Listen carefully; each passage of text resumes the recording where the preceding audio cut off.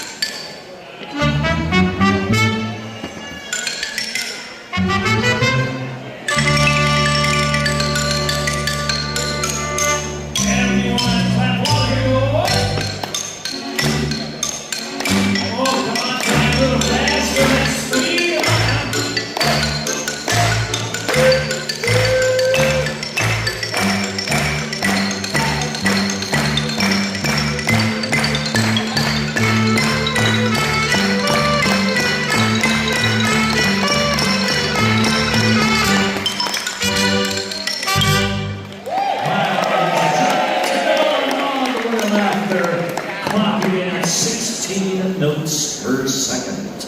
Now echoing from mountainside to mountainside in the Alpine region, they developed the 12-foot-long Alphorns. You've seen this on TV before. With us here today, we have our Alphorn Meisters, Finn Edward March. You're going to play a beautiful Alphorn song duet for you now.